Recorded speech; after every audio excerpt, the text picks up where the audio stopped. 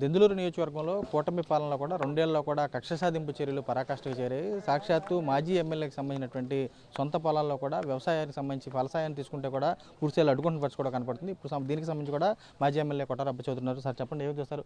ఇలాంటి పరిస్థితులు గతంలో ఎప్పుడన్నా ఉన్నాయా? చూస్తే కనుక చేతికి వచ్చినటువంటి పంటల మీద కూడా కక్ష సాధింపులు చర్యలు చేసుకోవడం ఏం చేస్తారు? ఈరోజు ఒక దుర్మార్గమైనటువంటి ప్రభుత్వ వ్యవస్థ నడుస్తూ ఉంది. ఎప్పుడూ లేనటువంటి కొత్త సాంప్రదాయాలను వీళ్ళు తీసుకొస్తూ ఉన్నారు. మంచి ప్రభుత్వం అంటే ఏమన్నా మంచి చేస్తారేమో అనుకున్నాం, కానీ ఈ విధమైనటువంటి ఒక దారుణమైనటువంటి సాంప్రదాయాలను ఈరోజు గ్రామాల్లోకి వీళ్ళు తీసుకొస్తూ ఉన్నారు. ఈరోజు ఏకంగా నాపైనే దాడి చేస్తే ఈరోజు వైఎస్ఆర్ కాంగ్రెస్ పార్టీ ఈ నియోజకవర్గంలో బలహీనపడుతుందనేటువంటి ఆలోచనతో ఈరోజు ఇక్కడ ఉన్నటువంటి శాసనసభ్యుడు చేస్తున్నటువంటి కుట్ర తప్ప ఏమీ లేదు ఇందులో. దీనికి ఎవ్వరం భయపడే వాళ్ళం లేం. నువ్వు ఈరోజు దాదాపుగా నా 70 ఎకరాల పొలాన్ని ఈరోజు నువ్వు అడ్డుకుంటూ ఉన్నావు. ఈరోజు ఎప్పుడు నేను పొలాన్ని కోయటానికి కూలీలను పంపిస్తే ఆ కూలీలు ఇళ్ళకెళ్ళి మీరు ఆపేటటువంటి ప్రయత్నం చేస్తూ ఉన్నారు. ఈరోజు చెప్తా ఉన్నారు, స్విఫ్ట్ కార్ వేసుకుని నువ్వే కూలీలు ఇంటికి వెళ్ళి వెళ్ళొద్దనేటువంటి దౌర్భాగ్య స్థితికి మీరు వచ్చారు అంటే ఎక్కడికి పోతూ ఉన్నారు మీరు అని నేను అడుగుతా ఉన్నా. ఇది కరెక్ట్ అయిన సాంప్రదాయమా అని అడుగుతా ఉన్నా. ఈరోజు అబ్బాయి చౌదరికి ఒక్కడికే పొలాలు ఉన్నాయని అనుకుంటూ ఉన్నావు నువ్వు. ఈరోజు వైఎస్ఆర్ కాంగ్రెస్ పార్టీకి దెందులూరు నియోజకవర్గంలో మాకు కానీ మా నాయకులకు కానీ పెద్ద ఎత్తున పొలాలు మాకేమి ఇక్కడ లేవు. నువ్వు ఒక సాంప్రదాయాన్ని ఈరోజు పొలాలను వచ్చి ఇబ్బంది పెట్టేటువంటి సాంప్రదాయాన్ని నువ్వు తీసుకొస్తూ ఉన్నావు. రేపు తప్పకుండా కాలం ఎప్పుడు ఒకేలాగా ఉండదు. అధికారం నీకు శాశ్వతం అనుకుంటూ ఉన్నావు, అధికారం శాశ్వతం కాదనేటువంటి విషయం గుర్తుపెట్టుకో. తప్పకుండా కాలచక్రం తిరిగి వస్తుంది.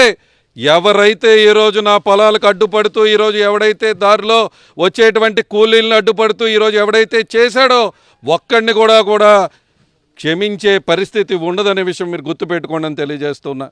జగన్మోహన్ రెడ్డి గారు చెప్పిన విధంగా గత 19 నుంచి 24 వరకు ఈ నియోజకవర్గ అభివృద్ధే ధ్యేయంగా ముందుకు వెళ్ళటం జరిగింది. ప్రతి ఒక్కరికి కూడా ఈరోజు మేము చేసిన తప్పు ఏంటంటే పార్టీల భేదాలు కూడా చూడకుండా ప్రతి ఒక్కరికి మంచి చేసుకుంటూ వెళ్ళాం. ఈరోజు బాగా మీరు మంచి నేర్పిస్తూ ఉన్నారు. రాజకీయం ఎలా చేయాలో నాలాంటి కూడా నేర్పించారు. తప్పకుండా దీనికి గుణపాఠం చెప్తామనే విషయం మీరు గుర్తుపెట్టుకోండి అని తెలియజేస్తాం. ప్రధానంగా పామాయిలే కాదు, కోకో కానీ అసలు ఏ పంటలు నష్టం వచ్చింది, అసలు ఎన్ని కోట్లు నష్టపోయినారు ప్రధానంగా? ఈరోజు వేల కోట్ల రూపాయల నష్టం వస్తూ ఉంది.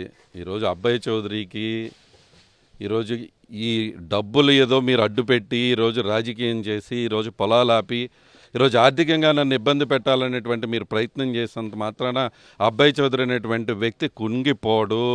ఈ నియోజకవర్గంలో వైఎస్ఆర్ కాంగ్రెస్ పార్టీ నాయకులు కార్యకర్తలు మాకు అండగా నిలబడినంత కాలం తప్పకుండా పోరాటం కొనసాగిస్తామనే విషయం మీరు గుర్తుపెట్టుకోండి అని తెలియజేస్తున్నా. ఈరోజు దాదాపుగా ఇది అబ్బాయి చౌదరి పొలం కూడా కాదు. చేతనైతే నాతో రాజకీయం చేయి. నువ్వు 19లో నీ మీద నేను గెలిచా, 24లో నా మీద నువ్వు గెలిచావు. నీకు నిజంగా దమ్ముంటే 29లో అబ్బాయి చౌదరిని ఢీకొనుకో. నీకు రాజకీయంగా నన్ను ఎదుర్కో. నువ్వు గెలుస్తావో నేను గెలుస్తావో ప్రజలే నిర్ణయిస్తారు. అంతేగాని ఈరోజు అబ్బాయి చౌదరికి చెందినటువంటి ప్రాపర్టీసు, అబ్బాయి చౌదరి కుటుంబ సభ్యుల యొక్క ప్రాపర్టీసు, ముఖ్యంగా బాధాకరమైనటువంటి విషయం ఏంటంటే వీళ్ళు పెద్ద పెద్ద మాటలు చెప్పేటువంటి ఈ ప్రభుత్వం ఈరోజు ఆ 70 ఎకరాలు కూడా నాది కాదు, మా అక్క చెల్లెలకి మేము ఎప్పుడో కట్నంగా 20 సంవత్సరాల క్రితం వాళ్ళకి ఇస్తే వాళ్ళు మళ్ళీ వాళ్ళ కష్టాతీతంతో మేము కొంచెం ఇస్తే వాళ్ళు మళ్ళీ వాళ్ళు డబ్బులు వేసుకుని వాళ్ళు కొనుక్కున్నటువంటి పొలం. ఆ పొలంలో కూడా ఈరోజు మీరు వచ్చి ఆ పొలాన్ని సాగు చేయనీయకుండా ఆపుతూ 2 సంవత్సరాలుగా అక్కడికి వచ్చిన వాళ్ళపై ఇక్కడికి వచ్చిన వాళ్ళపై కేసులు పెట్టు, నీళ్లు పెట్టనీయకుండా వచ్చే కూలీలపై మీరు దాడులు చేస్తూ రౌడీ షీటల్ని ఆ ఊర్లోకి నా పొలంలోకి పంపుతూ మీరు చేస్తున్నటువంటి ప్రయత్నాలు చేస్తున్నారు.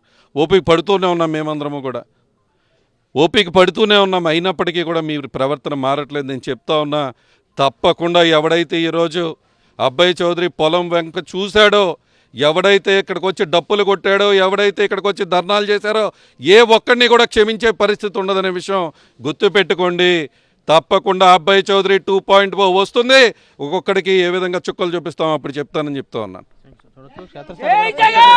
చూస్తే కనుక ఇప్పటికే గత 2 సంవత్సరాల నుంచి కూడా పంటలను కూడా పూర్తి స్థాయిలో ఫలసాయం పొందకుండా కూడా కక్ష సాధింపు చర్యలు చేపడుతున్నారు. ఇప్పటికైతే చూస్తే కనుక గతంలో కనుక తాము ఇలాంటి కక్షపూరిత రాజకీయాలకు సంబంధించి ప్రోత్సహించలేదు. ఇప్పుడు జరుగుతున్నటువంటి కక్షపూరిత రాజకీయాలకు సంబంధించి కూడా చూస్తే కనుక ఏదైతే జగనన్న 2.0లో కూడా సరైన సమాధానం చెబుతామని చెప్పి వారు కూడా స్పష్టం చేసి కూడా కనపడుతుంది. నరసింహతో రాజు, సాక్షి, దెందులూరు నుంచి.